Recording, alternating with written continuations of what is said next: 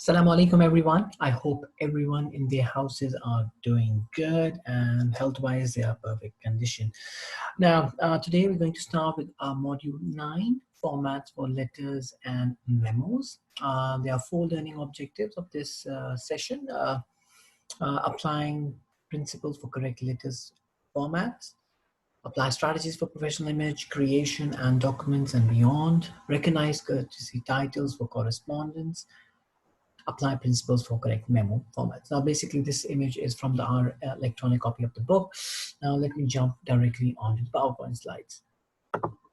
So I'll be going back and forth with the book and the slides today. Now, first thing first, we already covered this. So now this chapter is have two things: formats for letters and formats for memos. Memos they discuss very briefly, but because letters are important, just for a differentiation here, letters normally go to people outside your organizations, and memos go to other people in your organization. So let's say in the past, letters were the main source of information for people, for anyone who is outside your organization. Though these days we use emails, but letters were the formal format for that. And in this lesson, we'll discuss types of letters. They are like block letters, modified letters, a little bit simple letters also, and we're going to discuss a bit of punctuations and mixed punctuations, how we use in the letters also. Another thing that we want to cover in this lesson is about going back to the learning objectives over here. The second part, when it's talk about professional image, it's like even in letters, when you're sending a letter to someone, it's a printed document, it's a paper printed document with the office, organization, letterhead, titles are there. We're going to show you, I'm going to show you some examples also later.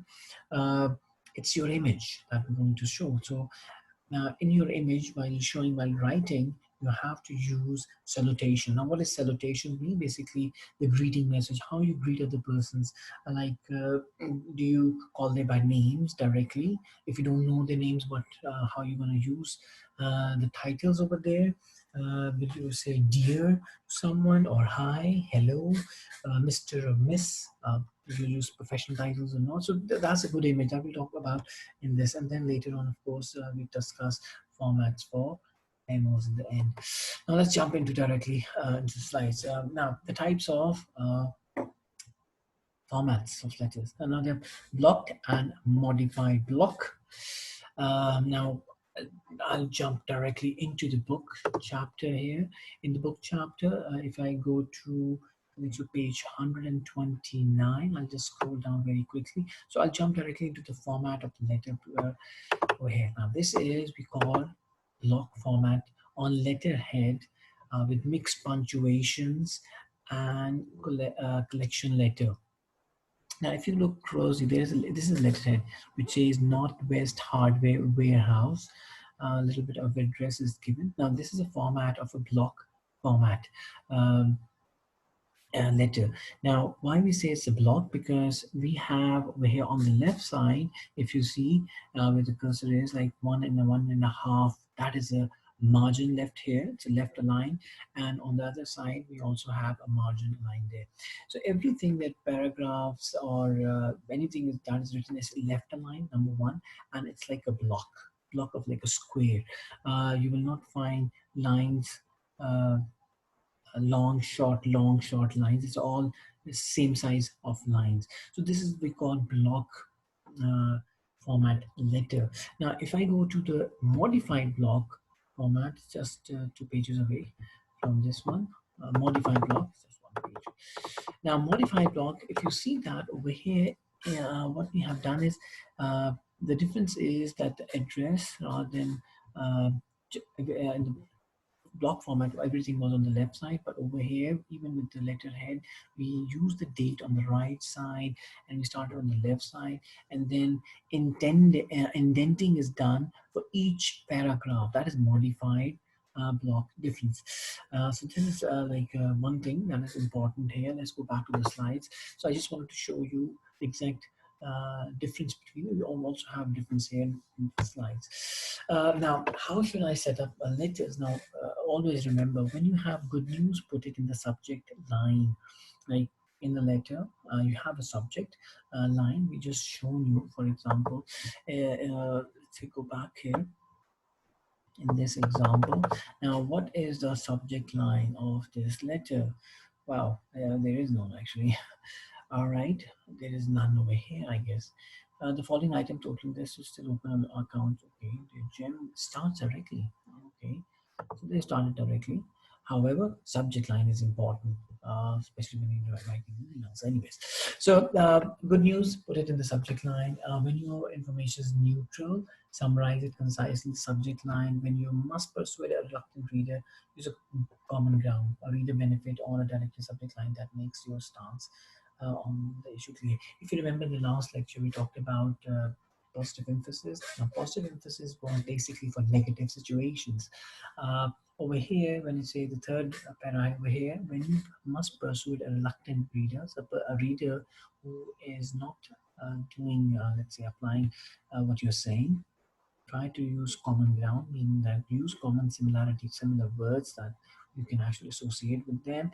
A reader benefit, keep that in mind. You have to come up with a reader benefit, audience benefit, or a direct subject line that makes your stance more clear, more issue is clear over there.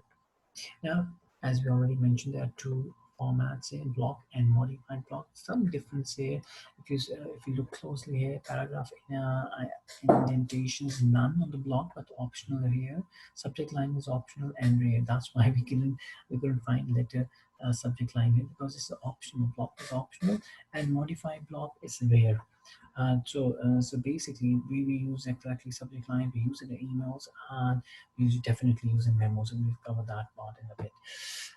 How should I set up my letters? I just shown you some examples through the book. Like let's go back to the example in the book. As I mentioned that from the start, you have your letterhead. Okay, at the top. Sorry for that. Letterhead. Then you have the names. The date goes here. Then the name to whom you're sending with his address. Then dear Jim. So maybe Mr. James. Another salutation is Mr. James. We use his complete name over here from Murphy Accounts Payable. That's I think it's a company name. Mr.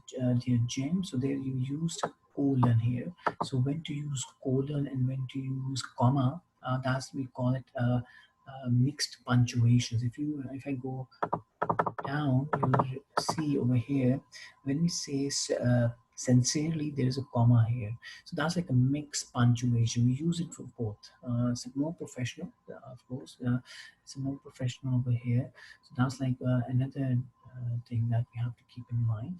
So this is like formats the same. I'm showing you from the book. Now, how should I set up letters? It's continuation. So they have actually explained in detail past that shown you. Now, another is creating a professional image. The way you and your document looks affects the way people respond to you and to them. Now, keep in mind there are two words here which are highlighted: affects and respond. Affects means emotional connection, engagement. So through our letter, we have to engage emotionally to other person. So we need the person to think about the writer, what writer is writing. At the same time, when we are writing, we have to think about the reader, how the reader will perceive our letter, okay, and how we expect the reader to respond. So we have to keep that in mind. And for that, and to make your document look professional, use good visual impact. Okay, module 5 actually covered that. Make sure that your letter fonts are correctly written down, no spelling mistakes are there, font size is good enough. You make sure that there is no grammatical errors there. Make sure the ink or toner is printing evenly. Use a standard format. Okay, so Times New Roman is a standard format, let's say font, so use that clearly. Now, courtesy titles, should I use them? Of course, you should use them. Now, when to use them? Use Miss or Mr. unless the reader has a professional title like doctor, like professor, like senator, like dean, vice deans. So use Mr. or Miss if you have no idea what the title is. However, these days, if you're using social media, let's say, platform, you can find any person's titles plus their names. If you don't know them, you can find them from there. Any organization search that and you can find them easily. Uh, when you know your reader's name but not the gender, either call the company and ask the receptionist. Use the reader's full name in the salutation. Again, that is what I meant was the greetings when you're greeting someone at the start, or you were saying goodbye, closing the letter at the end. So you use that. So make sure if you don't know the name of the person, you call the reception of the company and get the name done. Or as I said, that you can use LinkedIn these days. Google is helping us there. LinkedIn profiles are there, people put them in there, you can find them easily. Or the website of the company, go to the website, you'll find the concerned person name from there. Definitely you have to use that. When you know neither the reader's name or gender, use the reader's position or job title. Okay, if you don't know the name or gender, use the title, position of the person. Use the general group to which your reader belongs, meaning that if it belongs to a department, particularly to make sure that you're calling that department. Maybe the person depends on marketing department or HR department or accounts department. So mention that department. Omit the salutation and the use subject line in its place. Okay, so we don't use salutations then if you don't know the name of the person or gender. At that time, use a subject line that this is addressing. It basically address the department, concerned department that you know. Now, lastly, how should I set up memos? Now, for memos, let me go back again here. So I'll show you directly what a memo is. I think so. It's on page 137 of the book, electronic copy of the book. We'll go jump directly there. Right, so this is 130. Okay, which page is this?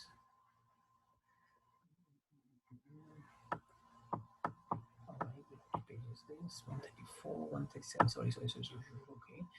Now, what we mean by memos? Now, memos are internal documents you basically send to your internally office mates. Okay, that's why I call them memos. So, on Learning Object 9.4, the standard memo format mimics block format, but has no salutation, close, or signatures.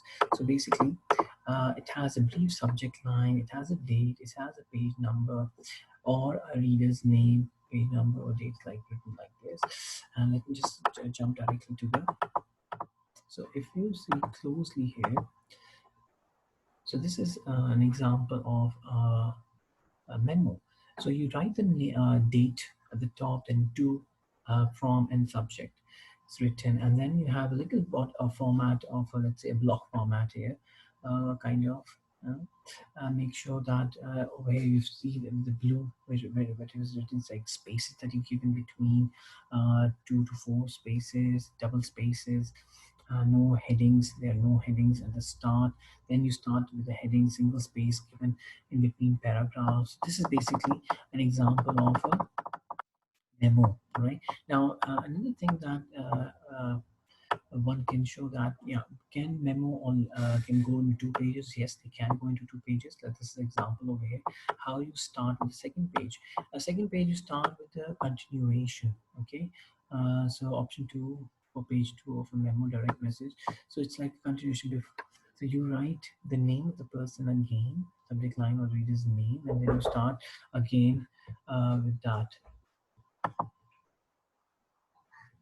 All right, so all right, let's go back to the slides here. Now, memos omit both the salutations and the close. Memos omit. Okay, so you don't need to actually write dear, Mr. or Miss or sincerely things on a memo because you write directly as you see the format over there. Memos never indent paragraphs. Okay, so meaning that you don't actually use the space. When you're starting a paragraph, it's always like a block. Subject lines are required, headings are optional. Never use a separate heading for the first para. So first para, no, we don't use heading for that. It's of sample are there. Let me just open this in a bit. The front slides. All right. So if you see closely, I'll use a mouse here. All right, sorry, it is actually, it's going to come up as a blow up.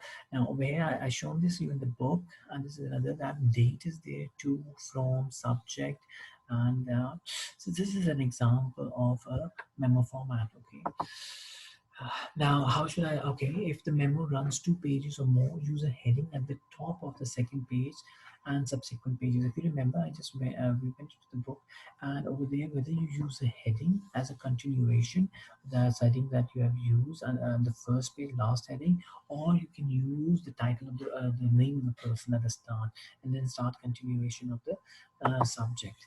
So this is basically your chapter number 9, module 9. Very interesting chapter. I would actually definitely request you all to actually go to the book and read from the book. Very, it's a small chapter there, but a lot of information is given here. So yeah, if I'm sure that all of you have a book, so please do go there. I wish you again good health. If you have any questions, do email me about this, and yeah, again, I'll make sure that I'll come up with a new. Okay, now one more thing. Sorry. Before I cut, now for my class, I will be putting a small quiz online. So when you finish this lesson, an online quiz is there waiting for you. It's just a revision quiz. It's not that I'm going to mark you, but for a revision quiz, keep that in mind. And of course, always remember, read the summary of every chapter from the book to understand the things. If you don't understand, then go back in the book and read them. So yes, take care. Have a nice day, inshallah, and take care of yourself, your housemates, and yeah, take care. Wassalam.